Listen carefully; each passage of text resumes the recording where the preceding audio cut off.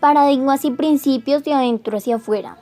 No hay en todo el mundo un triunfo verdadero que pueda separarse de la dignidad en el vivir. David Starr Jordan. Durante más de 25 años de trabajo con la gente en empresas, en la universidad y en contextos matrimoniales y familiares, he estado en contacto con muchos individuos que han logrado un grado increíble de efectividad de éxito extremo, pero han terminado luchando con su ansia interior, con una profunda necesidad de congruencia y efectividad personal, y de relaciones sanas y adultas con otras personas. Sospecho que algunos de los problemas que compartieron conmigo pueden resultarles familiares al lector. En mi carrera me he planeado metas que siempre he alcanzado y ahora gozo de un éxito profesional extraordinario, pero al precio de mi vida personal y familiar. Ya no conozco a mi mujer ni a mis hijos, ni siquiera estoy seguro de conocerme a mí mismo, ni de saber lo que me importa realmente. He tenido que preguntarme, ¿vale la pena? He iniciado una nueva dieta por quinta vez en este año. Sé que peso demasiado y realmente quiero cambiar. Leo toda la información nueva sobre este problema, me fijo metas, me mentalizo con una actitud positiva y me digo que puedo hacerlo, pero no puedo. Al cabo de unas semanas me derrumbo. Simplemente parece que no puedo mantener una promesa que me haga a mí mismo. He asistido a un curso tras otro sobre dirección de empresas. Espero mucho de mis empleados y me empeño en ser amistoso con ellos y en tratarlos con corrección, pero no siento que me sean leales en absoluto. Creo que si por un día me quedara enfermo en casa, pasarían la mayor parte del tiempo charlando en los pasillos, porque no consigo que sean independientes y responsables o encontrar empleados con esas características. Mi hijo adolescente es rebelde y se droga, nunca me escucha. ¿Qué puedo hacer? Hay mucho que hacer y tengo el tiempo suficiente. Me siento presionado y acosado todo el día. Todos los días, 7 días por semana, he asistido a seminarios de control del tiempo y he intentado una media docena de diferentes sistemas de planificación. Me han ayudado algo, pero todavía no siento estar llevando la vida feliz y productiva y tranquila que quiero vivir. Quiero enseñarles a mis hijos el valor del trabajo, pero para conseguirles que hagan algo, tengo que supervisar cada uno de sus movimientos y aguantar que se quejen cada vez que dan un paso. Me resulta mucho más fácil hacerlo yo mismo, porque no pueden estos chicos hacer su trabajo animosamente y sin que nadie tenga que recordárselo. Estoy ocupado, realmente ocupado, pero a veces me pregunto si lo que estoy haciendo a larga tendrá algún valor. Realmente me gustaría creer que mi vida ha tenido sentido, de que de algún modo las cosas han sido distintas porque yo he estado aquí. Veo a mis amigos o parientes lograr algún tipo de objetivo, de algún reconocimiento y sonrío y los felicito con entusiasmo, pero por dentro me carcome la envidia. ¿Y por qué siento eso? Tengo una personalidad fuerte. Sé que en casi todos mis intercambios puedo controlar el resultado. Casi siempre incluso puedo hacerlo influyendo en los otros para que lleguen a la solución que yo quiero. Reflexiono en todas las situaciones y realmente siento que las ideas a las que llego son por lo general las mejores para todos, pero me siento incómodo. Me pregunto siempre qué es lo que las otras personas piensan realmente de mí y mis ideas. Mi matrimonio se ha derrumbado, no nos peleamos ni nada por el estilo, simplemente ya no nos amamos. Hemos buscado asesoramiento psicológico, hemos intentado algunas cosas, pero no podemos volver a revivir antiguos sentimientos. Estos son problemas profundos y penosos, problemas en que un enfoque de arreglos transitorios no puede resolver. Hace unos años mi esposa Sandra y yo nos enfrentamos con una preocupación de este tipo. Uno de nuestros hijos pasaba por un mal momento en la escuela, le iba fatal con el aprendizaje, ni siquiera sabía seguir las instrucciones de los tests. Por no hablar ya de obtener buenas puntuaciones, era socialmente inmaduro y solía avergonzarnos a quienes estábamos más cerca de él. Físicamente era pequeño, delgado y carecía de coordinación. Por ejemplo, en el béisbol bateaba al aire, incluso antes de que le hubieran arrojado la pelota. Los otros, incluso sus hermanos, se reían de él. A Sandra y a mí nos obsesionaba el deseo de ayudarlo. Nos parecía que si el éxito era importante en algún sector de la vida, en nuestro papel como padres, su importancia era suprema. De modo que vigilamos cuidadosamente nuestras actitudes y conducta con respecto a él, y tratamos de examinar las suyas propias. Procuramos mentalizarlo usando técnicas de actitud positiva.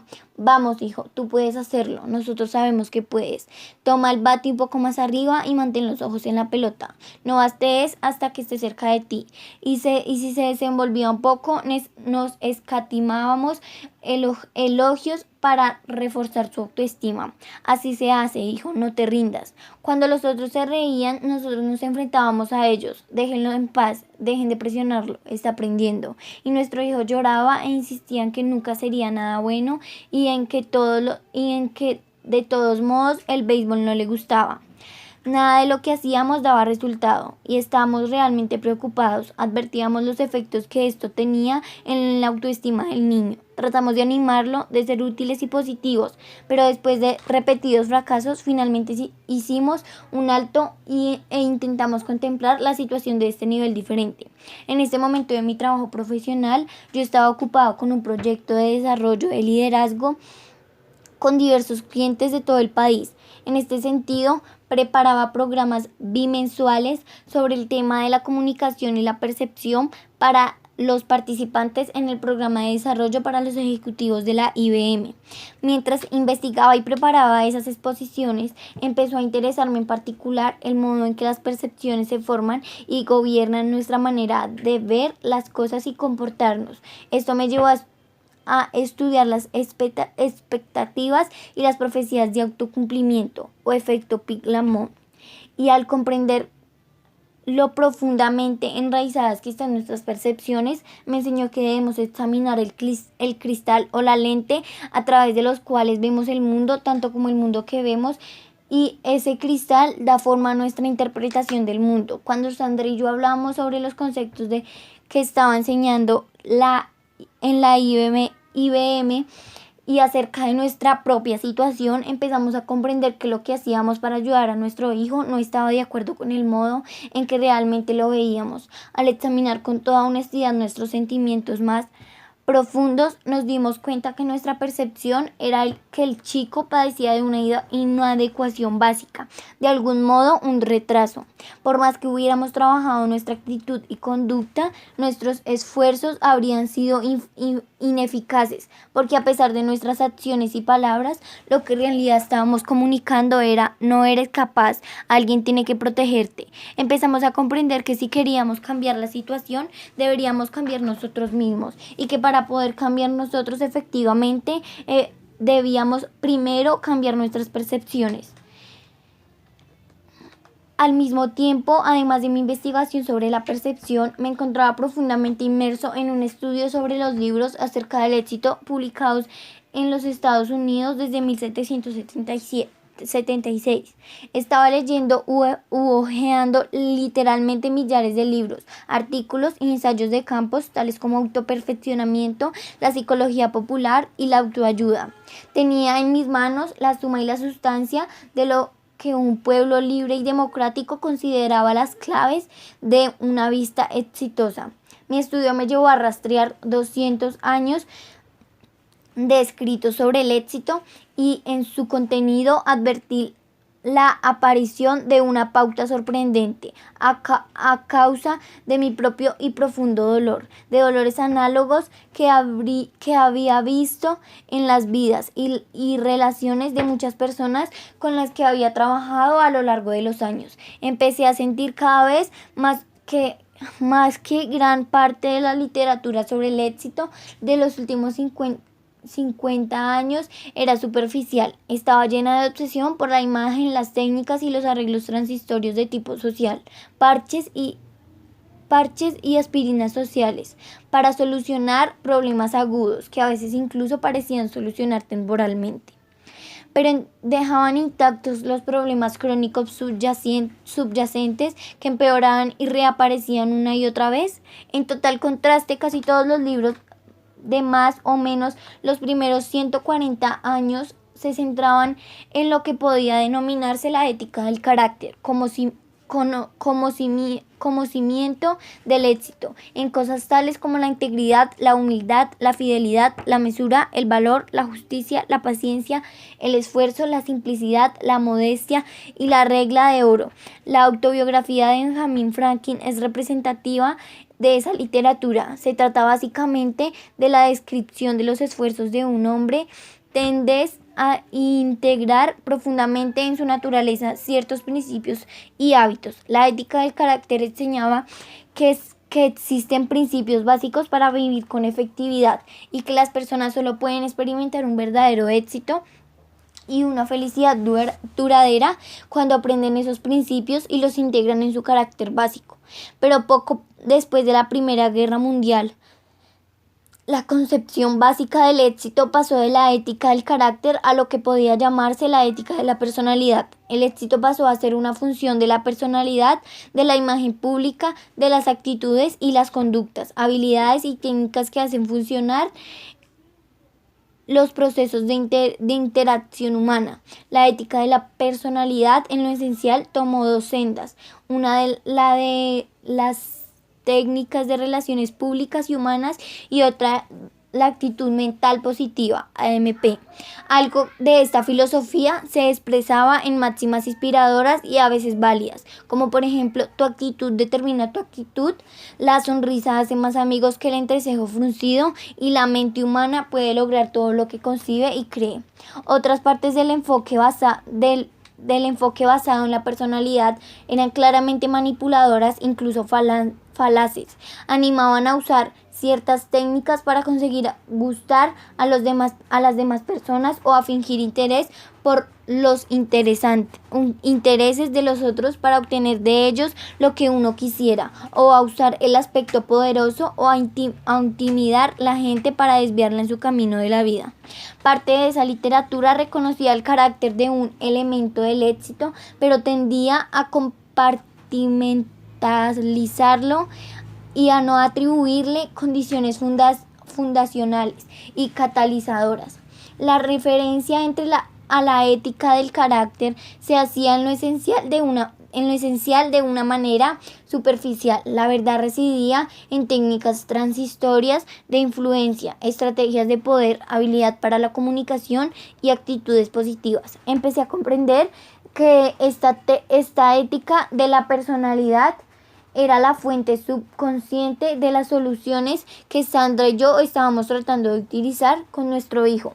Al pensar más profundamente sobre la diferencia entre las éticas de la personalidad y del carácter, me di cuenta que Sandra y yo habíamos estado obteniendo beneficios sociales de la buena conducta de nuestros hijos y según uno de ellos simplemente no estaba a la altura de nuestras expectativas. Nuestra imagen de nosotros mismos y nuestro rol como padres buenos y cariñosos eran incluso más profundos que nuestra imagen del niño y tal vez influía en ella.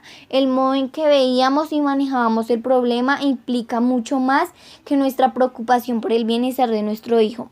Cuando Sandra y yo hablábamos, tomamos dolorosamente conciencia de la poderosa influencia que ejercían nuestro carácter, nuestros motivos y nuestra percepción del niño. Sabíamos que la comparación social como motivación no estaba de acuerdo con nuestros valores más profundos, que podía conducir a un amor condicionado y finalmente reducir el sentimiento de los propios méritos de nuestro hijo.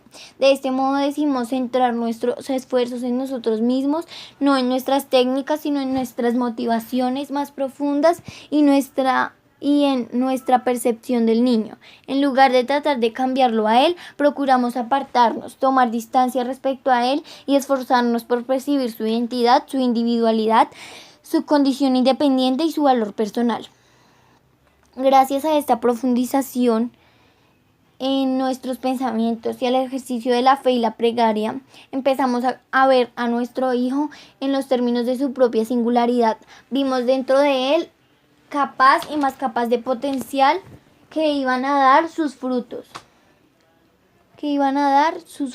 Con su propio ritmo y velocidad decidimos relajarnos, apartarnos de su camino, permitir que emergiera su propia personalidad. Vimos que nuestro Vimos que nuestro rol natural consistía en afirmarlo, disfrutarlo y valorarlo. También elaboramos conscientemente nuestros motivos y cultivamos las fuentes interiores de seguridad con el fin de que nuestros sentimientos acerca del propio mérito no dependieran de la conducta aceptable de nuestros hijos. Cuando nos deshicimos de nuestra antigua percepción del niño y desarrollamos motivos basados en valores, empezaron a surgir nuevos sentimientos. Nos encontramos disfrutando de él en el lugar de compararlo o juzgarlo. Dejamos de tratar de hacer con él un duplicado de nuestra propia imagen o de medirlo en comparación con ciertas expectativas sociales. Dejamos de manipularlo amable y positivamente para que se adecuara a un molde social aceptable, como lo consideramos fundamentalmente apto y capaz de afrontar con éxito la vida. Dejamos de protegerlo cuando sus hermanos y otros pretendían ridiculizarlo. Había sido educado a la sombra de esa protección, de modo que atravesó algunas etapas dolorosas que él expresó a su manera y que nosotros aceptamos, pero a las que no siempre respondimos. No necesitamos protegerte, era el mensaje táctico. Básicamente puedes valerte por ti mismo. A medida que pasaban las semanas y meses, fue desarrollándose en él una tranquila confianza. Se estaba afirmando a sí mismo, maduraba según su propio ritmo y velocidad. Empezó a sobresalir rápida y bruscamente en comparación con ciertos criterios sociales, académicos, sociales y atléticos, yendo mucho más allá del llamado proceso natural de desarrollo. Con el paso de los años lo eligieron varias veces líder de grupos estudiantiles, se convirtió en un verdadero atleta y traía a casa las notas más altas.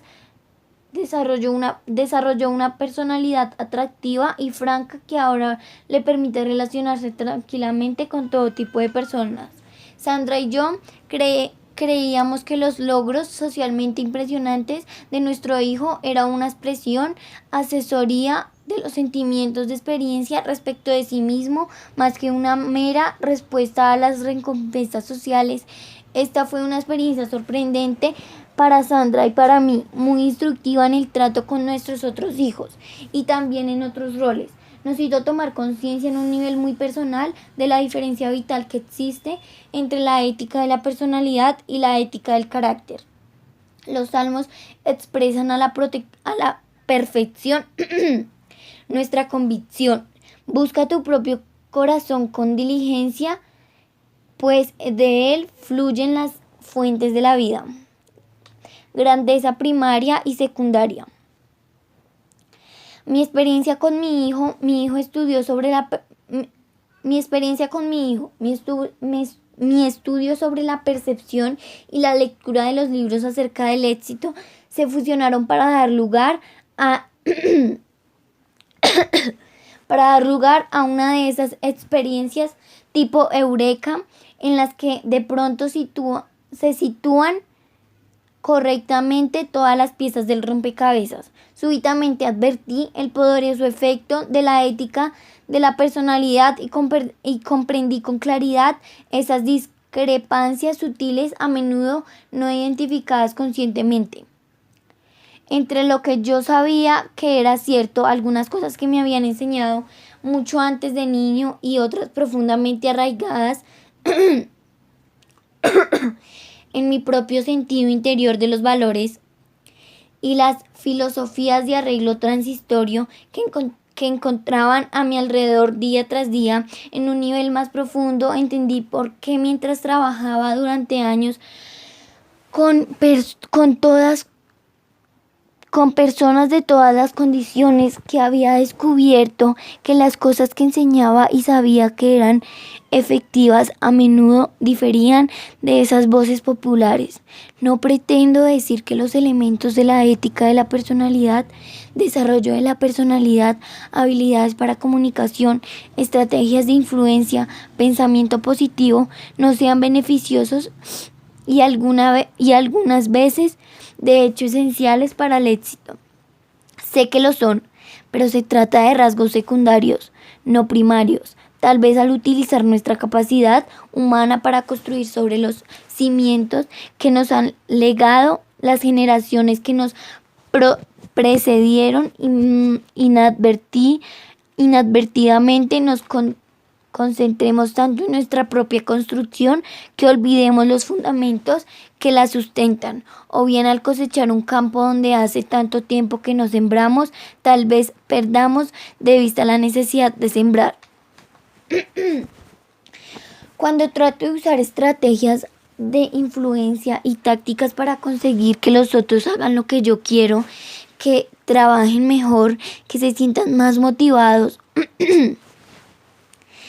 que yo les agrade, que se gusten entre ellos, nunca podré tener éxito a largo plazo.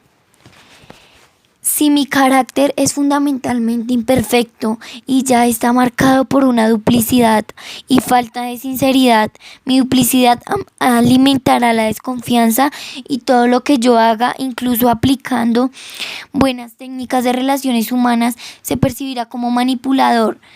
No importa que la retórica o las intenciones sean buenas, si no hay confianza o hay muy poca, faltan bases para el éxito permanente. Solamente una bondad básica puede dar vida a la técnica. Centrar la atención en la técnica es como estudiar en el último momento solo para el examen. Una vez acaba arreglándoselas. Incluso puede obtener buenas notas, pero si queremos lograr realmente el dominio de las materias o desarrollar una mente culta, lo que hay que hacer es esforzarse honestamente día tras día. ¿Alguna vez has considerado al lector lo ridículo que sería tratar de improvisar en una explotación agrícola? Por ejemplo, olvidarse de sembrar en primavera, haraganear todo el verano y darse prisa en el otoño para recoger la cosecha. El campo es un sistema natural. Uno hace el esfuerzo y el proceso sigue. Siempre se cosecha lo que se siembra, no hay ningún atajo. En la última instancia, el principio es igualmente válido para la conducta y las relaciones humanas. También se trata de sistemas naturales basados en la ley de la cosecha a corto plazo, en un sistema social artificial como es la escuela. Uno puede arreglárselas si aprende a manipular reglas creadas por el hombre, a jugar el juego. En la mayoría de las interacciones humanas breves se puede utilizar la ética de la personalidad para salir del paso y producir impresiones favorables mediante el encanto de la habilidad, fingiendo interesarse en los hobbies de las otras personas. Hay técnicas rápidas y fáciles que pueden dar resultado en situaciones a corto plazo, pero los rasgos secundarios en sí mismos no tienen ningún valor permanente en relaciones a largo plazo. Finalmente, si no hay una integridad profunda y una fuerza fundamental del carácter, los desafíos de la vida sacan a la superficie los verdaderos motivos y el fracaso de las relaciones humanas reemplaza al éxito a corto plazo. Muchas personas con grandeza secundaria, es decir, con un reconocimiento social de sus talentos, carecen de grandeza primaria o de bondad en su carácter. Un poco antes o un poco después. Esto se advertirá en todas sus relaciones prolongadas, sea un socio en los negocios, con el cónyuge, con un amigo o con un hijo adolescente que pasa por una crisis de identidad. Es el carácter lo que se comunica con la mayor elocuencia. Como dijo Emerson, me gritas tan fuerte en los oídos que no puedo oír lo que me dices. Desde luego hay situaciones en las que las personas tienen fuerza de carácter, pero les falta habilidad para la comunicación. De ello, sin duda, afecta también la calidad de las relaciones, pero los efectos siguen siendo secundarios. En último término, lo que somos puede transmitirse con una elocuencia mucho mayor que cualquier cosa que digamos o hagamos. Todos lo sabemos, hay personas en las que tenemos una confianza absoluta porque conocemos su carácter, sean elocuentes o no, apliquen o no técnicas de relaciones humanas, confiemos en ellas y trabajamos productivamente con ellas. Según William Jorge Jordan, en las manos de todo individuo está depositado un maravilloso poder para el bien o el mal. La silenciosa, inconsciente, invisible influencia de su vida esta es simplemente la emanación constante de lo que el hombre es en realidad, no de lo que finge ser. El poder de un paradigma. Los 7 hábitos de las personas altamente efectivas materializan muchos de los principios fundamentales de la efectividad humana. Esos hábitos son básicos y primarios. Representan la internalización de principios correctos que cimentan la felicidad y el éxito duraderos. Pero antes de que podamos comprenderlos realmente, tenemos que entender nuestros propios paradigmas y saber cómo realizar un cambio de paradigma. Tanto la ética del carácter como la ética de la personalidad son ejemplos de paradigmas sociales. La palabra paradigma proviene del griego, fue originalmente un término científico y en la actualidad se emplea por lo general con el sentido de modelo, teoría, percepción, supuesto o marco de referencia. En el sentido más general es el modo en que vemos el mundo, no en los términos de nuestro sentido de la vista, sino con percepción, comprensión, interpretación. Un modo simple de pensar los paradigmas que se adecua a nuestros fines consiste en considerar los mapas. Todos sabemos que el mapa no es el territorio. Un mapa es simplemente una explicación de ciertos aspectos de un territorio. Un paradigma es exactamente eso, es una teoría, una explicación, un modelo de alguna otra cosa. Supongamos que uno quiere llegar a un lugar específico del centro de Chicago. Un plano de la ciudad puede ser de gran ayuda, pero supongamos también que se nos ha entregado un mapa equivocado en virtud de un error de imprenta. El plano que lleva la inscripción de Chicago es en realidad un plano de Detroit. Puede imaginar el lector la frustración y la inefectividad con las que tropezará al tratar de llegar a su destino. Se puede entonces trabajar sobre la propia conducta, poner más empeño, ser más diligente, duplicar la velocidad, pero nuestros esfuerzos solo logran conducirnos más rápido al lugar erróneo. Uno puede asimismo trabajar sobre su actitud, pensar más positivamente acerca de lo que intenta. De este modo tampoco se llegaría al lugar correcto, pero es posible que a uno no le importe. La actitud puede ser tan positiva que uno se sienta tan feliz en cualquier parte. Pero la cuestión es que no nos hemos perdido. El problema fundamental no tiene nada que ver con la actitud o la conducta. Está totalmente relacionada con el hecho de que el nuestro es un plano equivocado. Si tenemos el plano correcto de Chicago, entonces el empeño y el esfuerzo que empleamos es importante, y cuando se encuentran obstáculos frustrantes en el camino, entonces la actitud puede determinar una diferencia real, pero el primero y más importante requerimiento es la precisión del plano. Todos tenemos muchos mapas en la cabeza que pueden clasificarse en 2 categorías principales: mapa del modo en que son las cosas o realidades, y mapas del modo en que deberían ser o valores. Con estos mapas mentales interpretamos todo lo que experimentamos. Pocas veces nos cuestionamos su exactitud. Por lo general ni siquiera tenemos conciencia de que existen. Simplemente damos por sentado que el modo en que vemos las cosas corresponde a lo que realmente son o a lo que deberían ser. Estos supuestos dan origen a nuestras actitudes y nuestra conducta. El modo en que vemos las cosas es la fuente del modo en que pensamos y del modo en que actuamos. Antes de seguir adelante, invito al lector a una experiencia intelectual y emocional. Observemos durante algunos segundos el dibujo de la página 16. Ahora mire la figura de la página 17 y describa cuidadosamente lo que ve. Ve a una mujer, cuántos años tiene, cómo es, qué lleva puesto, qué roles la ve. Es probable que describa a la mujer del segundo dibujo como una joven de 25 años, muy atractiva, vestida a la moda, con nariz pequeña y aspecto normal. Si usted es un soltero, le gustaría invitarla a salir. Si su negocio es la ropa femenina, tal vez la emplearía como modelo.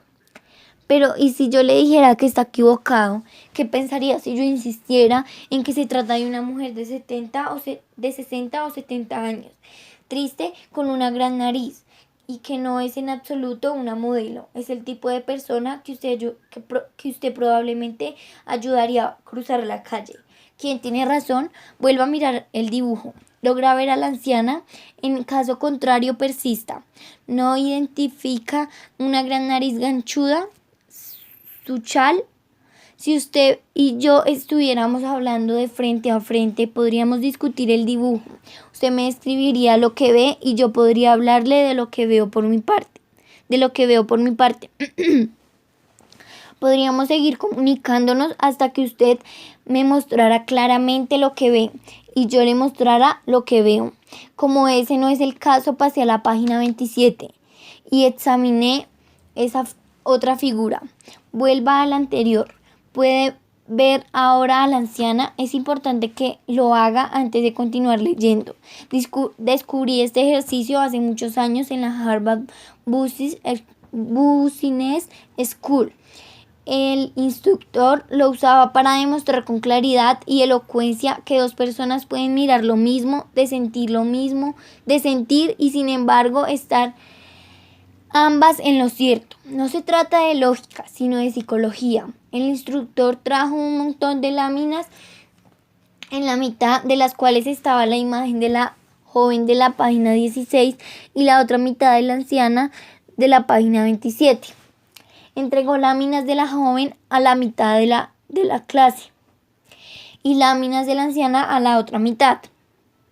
Nos pidió que las miráramos, que nos concentráramos en ella durante unos 10 segundos y que a continuación las devolviéramos.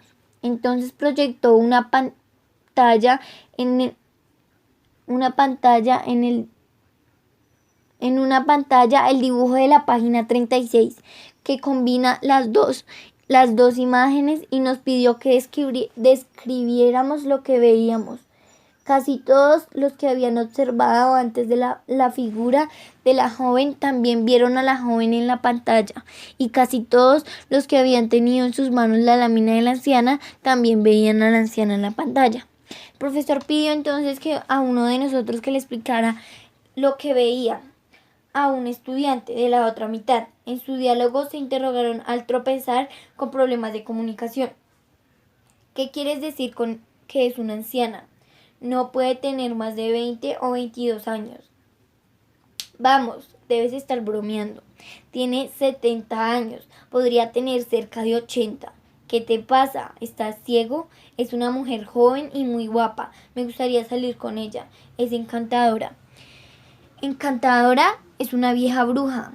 Los argumentos iban y venían, con los dos interlocutores seguros y firmes en sus posiciones. Todo esto ocurría a pesar de una importante ventaja con la que contaban los estudiantes. La mayoría de ellos conocían de antemano la posibilidad de que existiera otro punto de vista, algo que muchos de nosotros nunca admitiríamos. Sin embargo, al principio solo unos pocos tratamos realmente de ver la figura con otro marco de referencia. Después de un rato de discusión fútil, un alumno se acercó a la pantalla y señaló una línea del dibujo. Este es el collar de la joven, dijo. Otro respondió. No, esa es la boca de la anciana. Pero poco a poco empezaron a examinar con calma puntos específicos de diferencia y finalmente un alumno y después otro hicieron la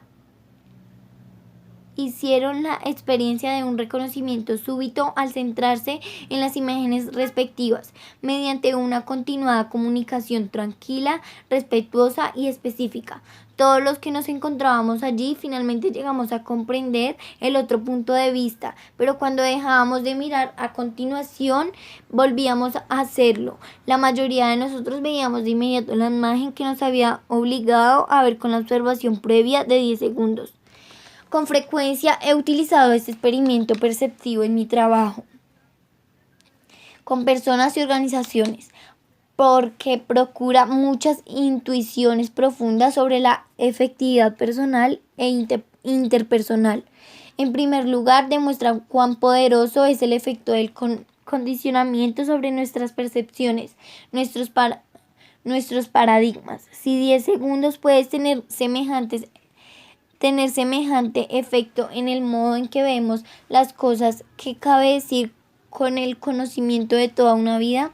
Las influencias que obran en nuestras vidas, la familia, la escuela, la iglesia, el ambiente de trabajo, los amigos, los compañeros de trabajo y los paradigmas sociales corrientes, como por ejemplo la ética de la personalidad, tienen un efecto silencioso e inconsciente en nosotros y contribuyen a dar forma a nuestro marco de referencia, a nuestros paradigmas, a nuestros mapas. El experimento demuestra también que tales paradigmas son la fuente de nuestras actitudes y conductas. Al margen de ellos, no podemos actuar con integridad. Sencillamente no podemos conservarnos íntegros si hablamos y andamos de cierto modo mientras vemos de otro. Si el lector se encuentra entre el 90% que ve a la joven en el dibujo compuesto cuando se lo condiciona para que así lo haga, sin duda le resultará difícil pensar en ayudarla a cruzar la calle. Tanto su actitud como su conducta con respecto a la figura tienen que ser congruentes con el modo en que la ve. Esto planea uno de los defectos básicos de la ética de la personalidad. Tratar de cambiar nuestras actitudes y conductas es prácticamente inútil a largo plazo si no examinamos los paradigmas básicos de los que surgen esas actitudes y conductas. Este experimento perceptivo también demuestra cuán poderoso es el efecto de nuestros paradigmas sobre la manera en que actuamos con otras personas. Cuando pensamos que vemos las cosas de manera clara y objetiva, empezamos a comprender que otros las ven de diferente manera, desde sus propios puntos de vista, en apariencia igualmente claros y objetivos. Uno se pone de pie con el mismo lugar en el que estaba sentado. Todos tendemos a pensar que vemos las cosas como son, que somos objetivos, pero no es así. Vemos el mundo no como es, sino como nosotros o como se nos ha condicionado para que lo veamos. Cuando abrimos la boca para describir lo que vemos, en realidad nos describimos a nosotros mismos, a nuestras percepciones, a nuestros paradigmas. Cuando otras personas resienten de nosotros, de inmediato pensamos que algo extraño les ocurre. Pero ¿cómo demuestra nuestro experimento? Personas sinceras e inteligentes ven las cosas de modo distinto, pues cada una mira a través del cristal de su experiencia. Esto no significa que no existan hechos en nuestro experimento. Dos individuos inicialmente influidos por distintas imágenes condicionadoras miraban junto a la tercera figura, miraban los mismos hechos, líneas negras y espacios blancos, y los reconocían como hechos, pero la interpretación que cada uno de ellos daba a esos hechos representaba experiencias anteriores, y los hechos carecen de significado al margen de su interpretación. Cuanta más conciencia tengamos de nuestros paradigmas, mapas o supuestos básicos y de la medida en que nos ha fluido nuestra experiencia, en mayor grado podremos asumir la responsabilidad de tales paradigmas, examinarlos, someterlos a la prueba de la realidad, escuchar a los otros y estar abiertos a sus percepciones, con lo cual lograremos un cuadro más amplio y una modalidad de visión mucho más objetiva. El poder de un cambio de paradigma. Quizá la inclusión más importante que puede obtenerse del experimento perceptivo pertenece al área de cambio de un paradigma que podría denominarse experiencia eureka y se produce cuando alguien finalmente ve de otro modo la imagen compuesta. Cuando más apegada esté una persona a su percepción inicial, más poderosa será la experiencia eureka. Es como si en nuestro interior de pronto se encendiera la luz. La expresión cambio de paradigma fue introducida por Thomas Kuhn en un libro muy influyente, Una piedra angular, titulado La estructura de las revoluciones científicas. Kuhn demuestra que casi todos los descubrimientos significativos en el campo de esfuerzo científico aparecen primero como rupturas con la tradición, con los viejos modos de pensar, con los antiguos paradigmas. Para Ptolomeo, el gran astrónomo egipcio, la Tierra era el centro del universo, pero Copérnico creó un cambio de paradigma, suscitando muestras, resistencias y persecuciones al situar al Sol en el centro. Súbitamente todo fue un objeto de la interpretación distinta. El modelo de Newtonio de la física es un paradigma de movimientos regulares y todavía constituye la base de la ingeniería moderna, pero es parcial, incompleto. El mundo científico es moderno, se vio revolucionado por el paradigma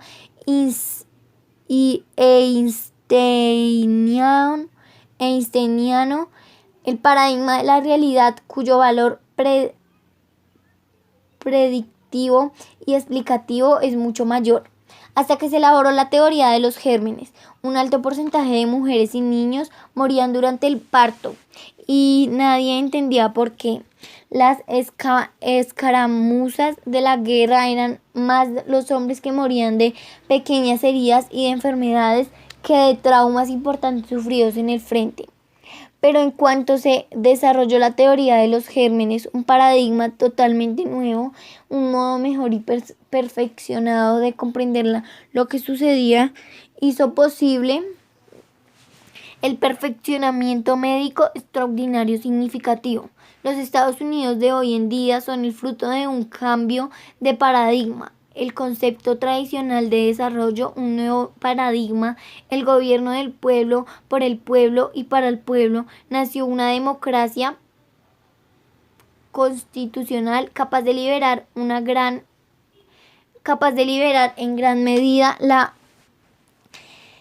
la energía y el ingenio humanos, que originó un nivel de vida, de libertad, de influencia y de esperanza inigualando en la historia del mundo. No todos los cambios de paradigma siguen una dirección positiva. Como ya hemos señalado, el paso de la ética del carácter a la ética de la personalidad nos ha alejado de las raíces mismas que nutren el verdadero éxito y la verdadera felicidad. Pero ya sea el cambio de paradigma nos empuje en direcciones positivas o negativas, o que se produzca de modo instantáneo o gradual, determina que pasemos de una manera de ver el mundo a otra. Ese cambio genera poderosas transformaciones. Nuestros paradigmas correctos o incorrectos son las fuentes de nuestras actitudes y conductas, y en última instancia de nuestras relaciones con los demás. De acuerdo con un mini cambio de paradigma que experimenté un domingo por la mañana en el metro de Nueva York, la gente estaba tranquilamente sentada, leyendo el periódico, perdida en sus pensamientos o descansando con los ojos cerrados. La cena era tranquila y pacífica. Entonces de pronto entraron en el vagón un hombre y sus hijos. Los niños estaban tan alborotadores e ingobernables que de inmediato se modificó el clima. El hombre se sentó junto a mí y cerró los ojos, en apariencia ignorando y abstrayéndose de la situación. Los niños vociferaban de aquí para allá, arrojando objetos, incluso arrebatando los periódicos de la gente. Era muy molesto, pero el hombre sentado junto a mí no hacía nada. Resultaba muy difícil no sentirse irritado. Yo no podía creer que fuera tan insensible como para permitir que los chicos corrieran salvajemente sin impedirlo ni asumir ninguna responsabilidad. Se veía que las personas que estaban allí se sentían igualmente irritadas, de modo que finalmente, con lo que parecía una paciencia y contención inusuales, me volví hacia él y le dije: Señor, sus hijos están molestando a muchas personas, ¿no puede controlarlos un poco más? El hombre alzó los ojos como si entonces hubiera tomado conciencia de la situación y dijo con suavidad: Oh, tienes razón, supongo que yo tendría que hacer algo. Volvemos del hospital donde su madre ha muerto hace más o menos de una hora. No sé qué pensar y supongo que tampoco ellos saben cómo reaccionar. ¿Puede el lector imaginar lo que sentí en este momento? Mi paradigma cambió. De pronto vi las cosas de otro modo, y como las veía de otro modo, pensé de otra manera, sentí de otra manera, me comporté de otra manera. Mi irritación se desvaneció. Era innecesario que me preocupara por controlar mi actitud o mi conducta. Mi corazón se había visto invadido por el dolor de aquel hombre. Libremente fluían sentimientos de simpatía y compasión. Su esposa acaba de morir, lo siento mucho. ¿Cómo ha sido? ¿Puedo hacer algo? Todo cambió en un instante. Todo cambió en un instante.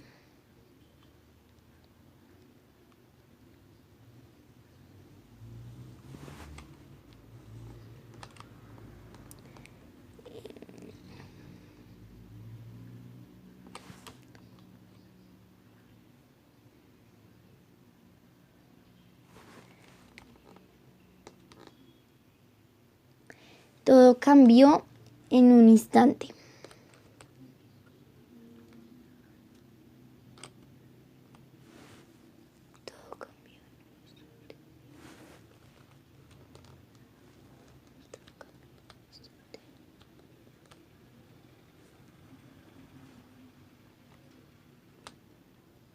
Todo cambió.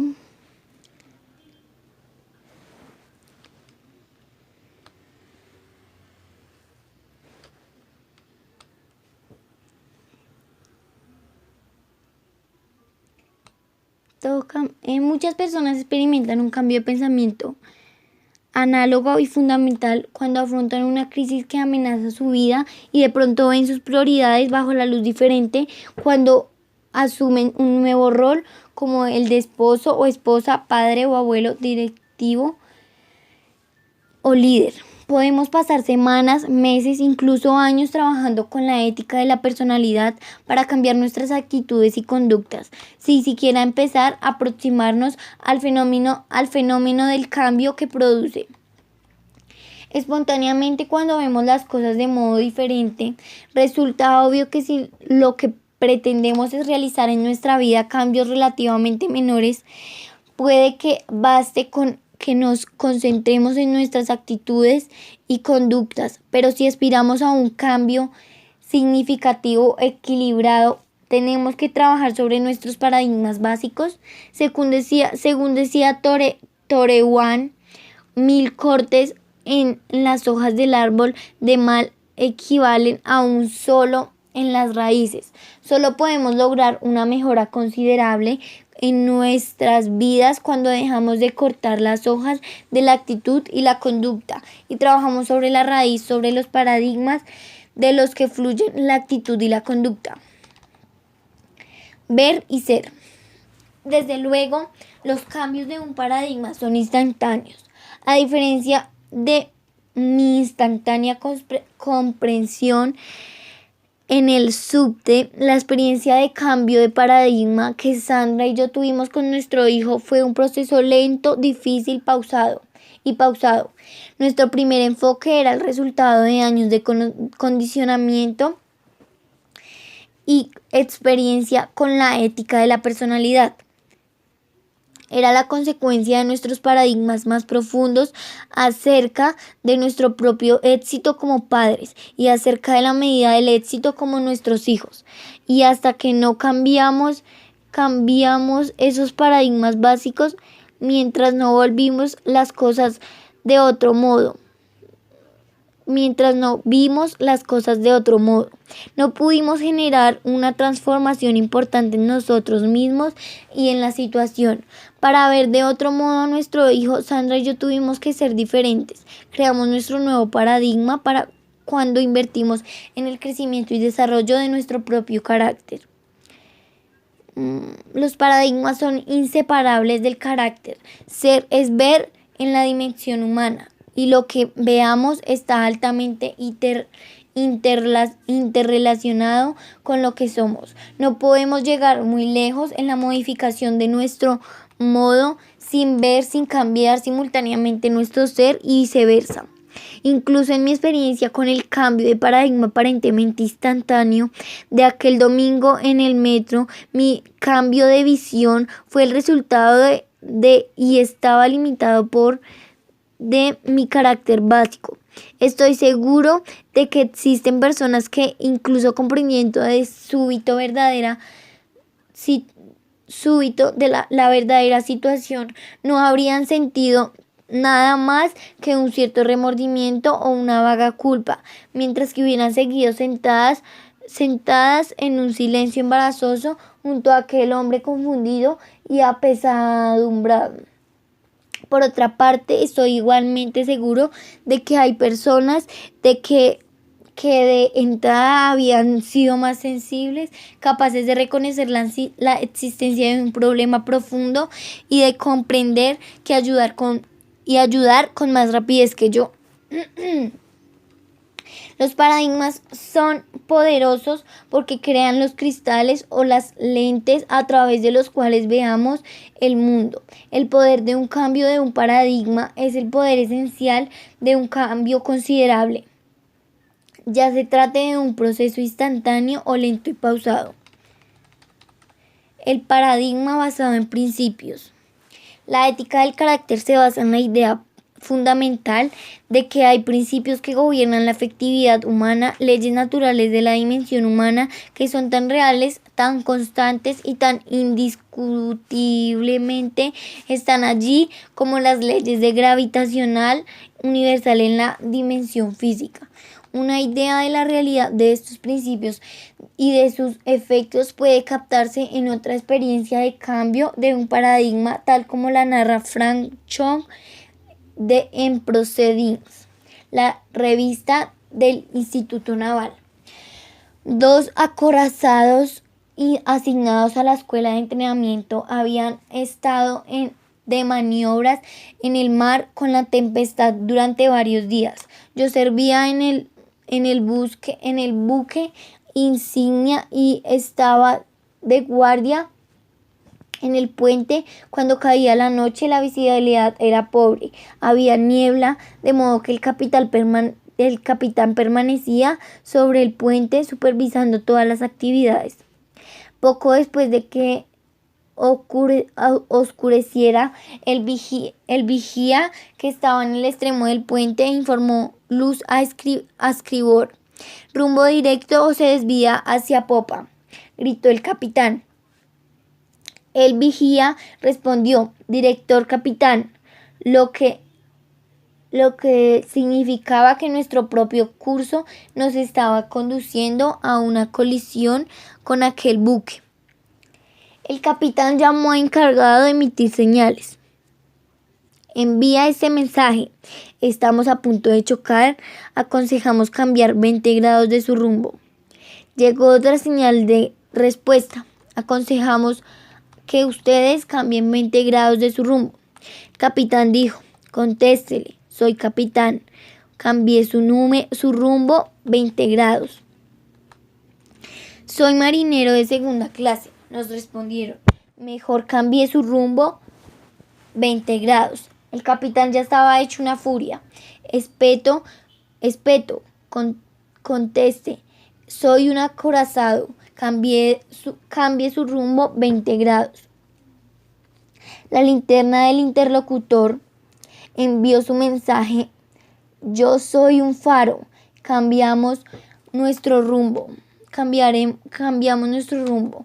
El cambio de paradigma experimentado por el capitán y por nosotros mientras leíamos el relato ilumina la situación de modo totalmente distinto.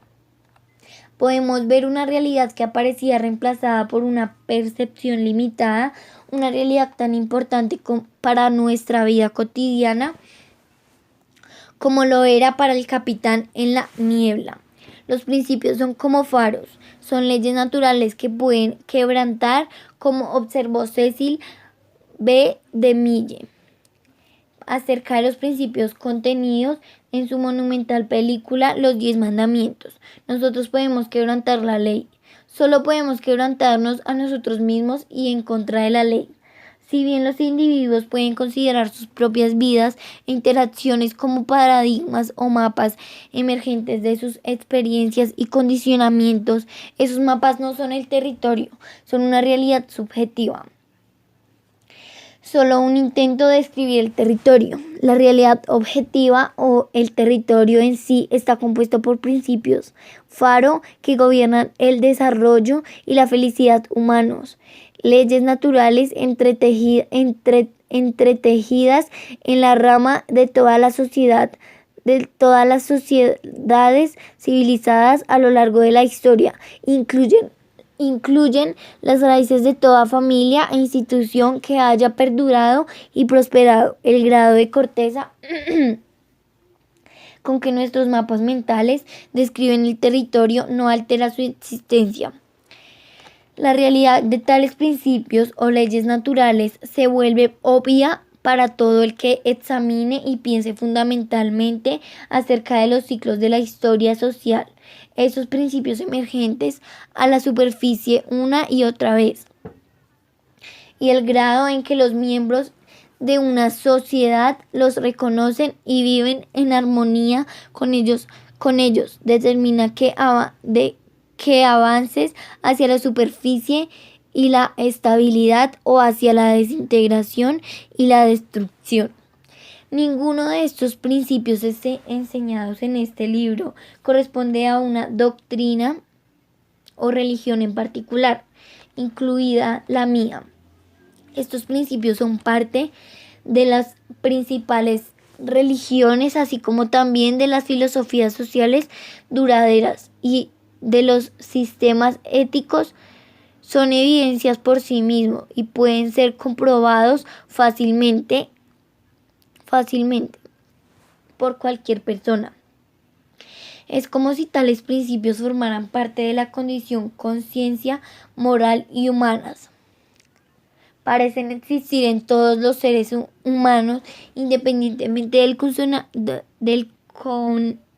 condicionamiento social y de la lealtad a ellos, incluso aunque puedan verse sumergidos o adormecidos por tales condiciones y por la deslealtad.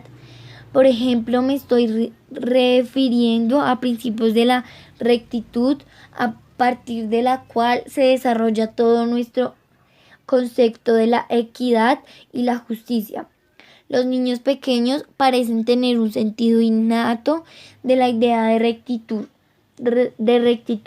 que incluso sobrevive a experiencias condicionadoras opuestas. La rectitud puede definirse y lograrse de maneras muy diferentes, pero la conciencia que se tiene de ellas es casi universal. Entre otros ejemplos se cuentan la integridad y la honestidad. Estas crean los cimientos de la confianza, que es esencial para la cooperación y el desarrollo personal e interpersonal a largo plazo. Otro principio de la dignidad humana es el concepto básico de la Declaración de la Independencia de los Estados Unidos. Evidencia de este valor o principio, sostenemos que estas verdades son evidentes. que todos los hombres han sido creados iguales y dotados por el Creador de ciertos derechos inalienables,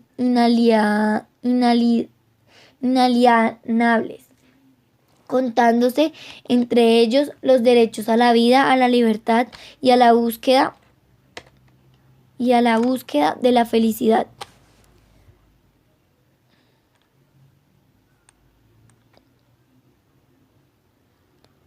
La búsqueda de la felicidad.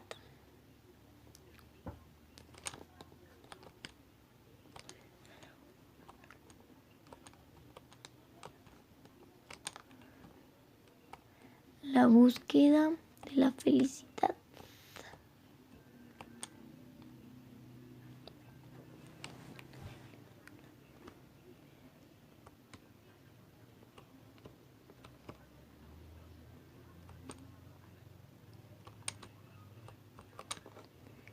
La búsqueda y la felicidad.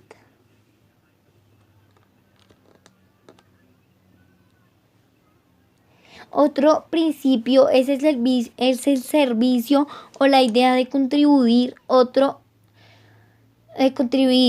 es la calidad o la excelencia.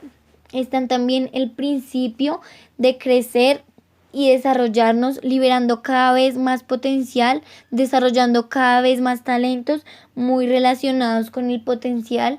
Está el principio del crecimiento, el proceso de liberar potencial y desarrollar talentos, con la necesidad correlativa de principios tales como la paciencia, la educación y el estímulo. Los principios son prácticas. Una práctica es una actividad o acción específica. Una práctica que da resultado en cierta circunstancia, no necesariamente lo dará en otra, como puede atestiguarlo a los padres que han intentado educar a un segundo hijo exactamente como al primero. Mientras que las prácticas son efectivas de las situaciones, los principios son verdaderos, profundas, fundamentales, de aplicación universal. Se aplican a los individuos, las familias, los matrimonios, a las organizaciones privadas y públicas de todo tipo. Cuando esas verdaderas internalizan como hábitos, otorgan el poder de crear una amplia variedad de prácticas para abordar diferentes situaciones. Los principios no son valores. Una pandilla de ladrones puede tener valores, pero violan los principios. Fundamentalmente de lo que estamos hablando, los principios son el territorio, los valores son mapas. Cuando valoramos los principios correctos, tenemos la verdad de un conocimiento de las cosas tal como son. Los principios son directrices para la conducta humana que se han demostrado tener un valor duradero, permanente. Son fundamentales, son esencialmente indiscutibles porque son evidentes por sí mismos. Para captar rápidamente su naturaleza evidente, basta con considerar el absurdo de tratar de vivir una vida afectiva basada en sus opuestos. Dudo que alguien pueda seriamente considerar que la mala fe, el engaño, la bajeza, la inutilidad, la mediocridad o la degeneración sean una base sólida para la felicidad o el éxito duraderos, aunque se pueden discutir el modo en que estos principios se definen, manifiestan o logran. Parece haber una conciencia innata de su existencia. Cuando más estrechamente nuestros mapas o paradigmas concuerden con estos principios o leyes naturales, más exactos y funcionales serán. Los mapas correctos influyen en gran medida en nuestra efectividad personal e interpersonal, mucho más que cualquier cantidad de esfuerzo consumido en cambiar nuestras actitudes y conductas. Principios del desarrollo y el cambio. El falso encanto de la ética de la personalidad. Su atractivo general consiste en pretender alcanzar la calidad de vida de una forma rápida y sencilla, efectividad personal y relaciones ricas y profundas con otras personas, sin pasar por el proceso natural de trabajo y desarrollo que le hace posible. Es un símbolo sin sustancia, es el esquema de conviertas en un millonario en una semana, que compromete riqueza sin trabajo y podría incluso tener éxito, pero seguiría siendo un esquema. La ética de la personalidad es ilusoria y engañosa y trata de alcanzar resultados de calidad con sus técnicas y arreglos transitorios. Es más o menos tan efectivo como tratar de llegar a algún lugar de Chicago usando un plano de Detroit, ha dicho Eric Fromm, un agudo observador de las raíces y los frutos de la ética de la personalidad. Hoy en día nos encontramos con un individuo que se comporta como una autómata que no se conoce ni se comprende a sí mismo y que a la única persona que conoce es a la que se supone que es él, cuya verborrea sin sentido ha reemplazado al lenguaje comunicativo, cuya sonrisa sintética ha reemplazado la risa auténtica y cuya sensación de oscura desesperación ha ocupado el lugar del dolor auténtico. Dos cosas pueden decirse respecto de este individuo. Una es que padece carencias de espontaneidad e individualidad que pueden considerarse incurables. Al mismo tiempo puede decirse de él que no es esencialmente distinto del resto de nosotros que caminamos sobre la tierra. En toda la vida hay etapas secuenciales de crecimiento y desarrollo. El niño aprende a darse la vuelta, a sentarse, a gatear y después a caminar y correr. Todos los pasos son importantes y todos requieren su tiempo. No es posible saltarse ninguno. Esto es cierto en todas las fases de la vida, en todas las áreas del desarrollo, ya se trate de tocar el piano o de comunicarse efectivamente con un compañero de trabajo. Esto vale para los individuos, los matrimonios y las familias y las empresas. Conocemos y aceptamos este hecho o principio del proceso en el ámbito de las cosas físicas, pero no entenderlo en áreas emocionales, en las relaciones humanas e incluso en el campo de carácter personal es menos común y más difícil. Y aun cuando lo entendamos, aceptarlo y vivir en armonía con él es todavía menos común y más difícil. En consecuencia, a veces buscamos un atajo, esperamos poder saltearnos alguno de esos pasos vitales para ahorrar tiempo y esfuerzo y cosechar de todos modos el mismo deseado. Pero ¿qué sucede cuando intentamos saltarnos el proceso natural de nuestro crecimiento y desarrollo? Si uno es solo un jugador de tenis mediocre, pero decide mejorar su juego para causar una mejor impresión, ¿cuál será el resultado? El pensamiento positivo por sí solo nos permitirá competir efectivamente con un profesional.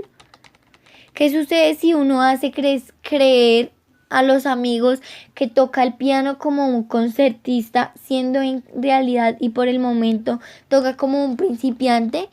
Las respuestas son obvias. Simplemente es imposible violar, ignorar o abreviar el proceso de desarrollo. Ello es contrario a la naturaleza y los presuntos atajos no pueden conducir más que a la decepción y la frustración en una escala de 10 puntos. Si yo estoy en el nivel de 2 en algún campo y deseo pasar al nivel 5, primero tengo que alcanzar el nivel 3. Un viaje de 1000 kilómetros empieza con el primer paso. Solo se puede darse un paso cada vez. Para que uno pueda aprender o crecer, tiene que permitir que el maestro, haciendo preguntas, sacando a la luz nuestra ignorancia,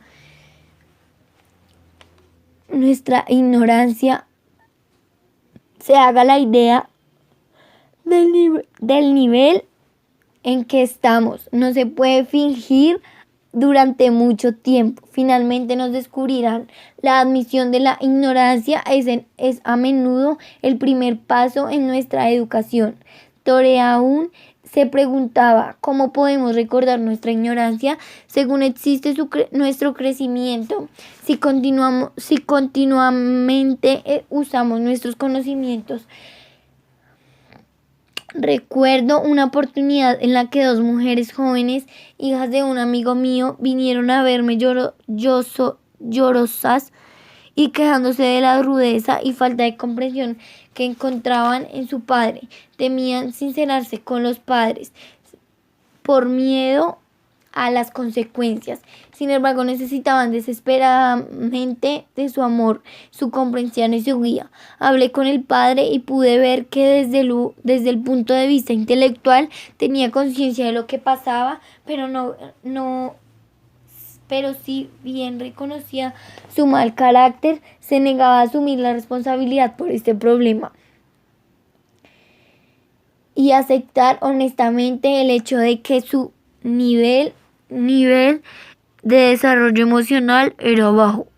Dar el primer paso hacia el cambio era más de lo que su orgullo podía soportar.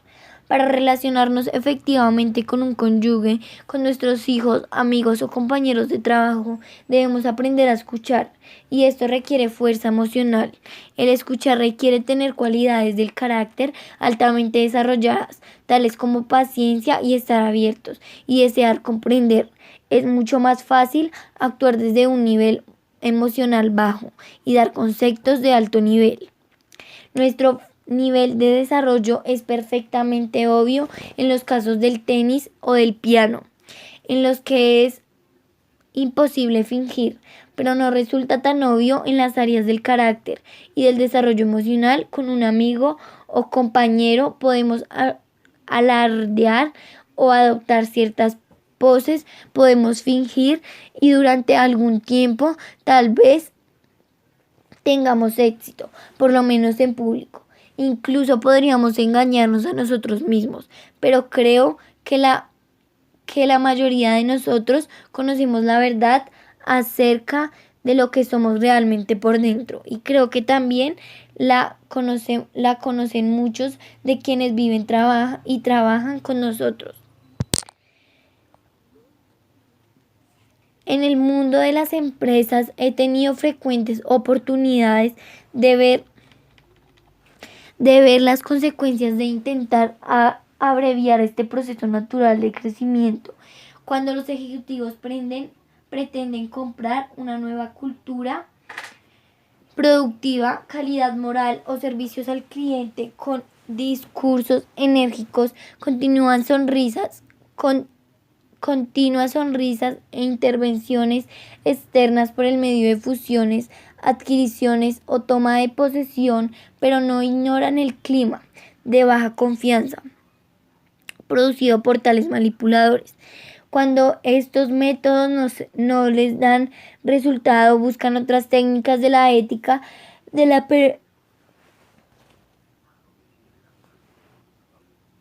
personalidad, ignorando y violando constantemente los principios y procesos naturales en los que se basa una cultura de alta confianza.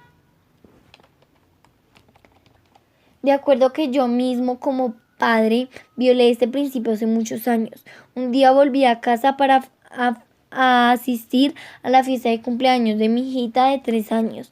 La encontré en un rincón de una habitación, aferrada de un modo desafiante a todos sus regalos, dispuesta a no permitir que los otros chicos jugaran con ellos. Lo primero que advertí fue que varios padres estaban presenciando aquel despliegue de egoísmo. Me sentí doblemente turbado.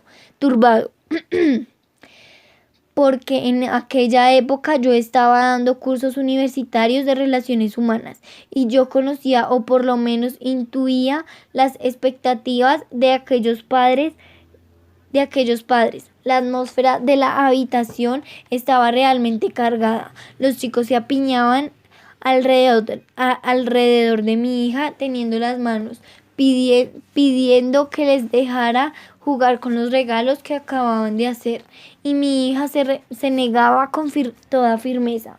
Me dije, no hay duda de que tengo que enseñarle a mi hija a compartir. El valor de compartir es una de las cosas más básicas en las que creo. De modo que para empezar efectué una simple petición. Linda, por favor, ¿no compartirías con tus amigos los juguetes que te han regalado? No, respondió ella de modo tajante. Mi segundo método consistió en utilizar un pequeño razonamiento. Linda, si aprendes a compartir tus juguetes con ellos, en las casas de ellos, tus amigos compartirán sus juguetes contigo. Una vez más, la respuesta inmediata fue no. Me sentí un poco más avergonzado, pues resultaba evidente que no podía ejercer ninguna influencia. El tercer método fue el soborno. Le dije suavemente, Linda, si no los compartes tendrás una sorpresa especial. Te daré chicle. No quiero chicle, me espetó ella. Me estaba exasperando para mi cuarto. Recurrí al miedo y la amenaza. Si no lo compartes, vas a tener problemas. No me importa, gritó. Estas son cosas mías y no las tengo que compartir. Finalmente apelé a la fuerza. Tomé algunos juguetes y los entregué a otros chicos. Tomad, chicos, y jugad. Les dije, pero es posible que mi hija necesitara experimentar la posesión de esas cosas antes de poder prestarlas. En realidad, si no empiezo por poseer algo, puedo realmente darlo. Ella necesitaba que yo como padre tuviera un nivel más alto de madurez emocional que le permitiera esa experiencia, pero en aquel momento me importaba la opinión de aquellos padres tenían de mí, más que el crecimiento y desarrollo de mi hija y que nuestra relación. Empecé a pensar porque yo estaba en lo cierto, ella debía compartir y se equivocaba al no hacerlo. Tal vez la impulsé una expectativa de nivel superior, simplemente porque en mi propia escala yo encontraba en un nivel inferior. Yo no podía o no estaba dispuesto a brindar paciencia y comprensión, de modo que esperaba que ella diera cosas para compensar mi deficiencia. Extraje fuerza de mi posición y autoridad y obligué a hacerlo lo que yo quería que hiciera. Pero extraer fuerza genera debilidad. Debilita a quien toma esa fuerza porque refuerza la depensión respecto de los factores externos para conseguir que las cosas se hagan. Genera debilidad con la persona obligada a prestar su asiento, impidiendo el desarrollo de conocimiento, de razonamiento independiente, del crecimiento y la disciplina interna, y finalmente genera debilidad en la relación. El miedo reemplaza a la cooperación y a las dos personas participantes en el intercambio se devuelven más arbitrarias y defensivas. ¿Y qué ocurre cuando cambia o desaparece la fuente de la fuerza?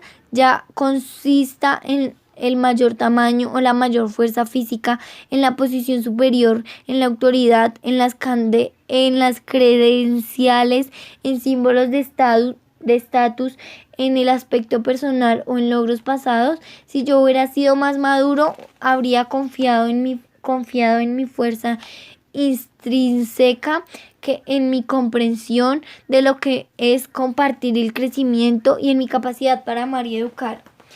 Y le habría permitido a mi hija elegir con libertad lo que quisiera, compartir o no compartir.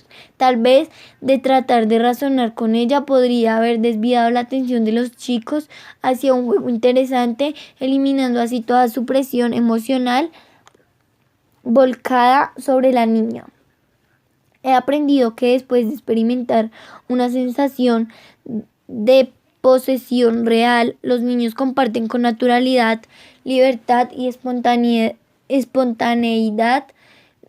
Relaciones son tensas y el aire está cargado emocionalmente, e intento de enseñar se percibe a menudo como una forma de juicio y rechazo. Se influye mucho más tomando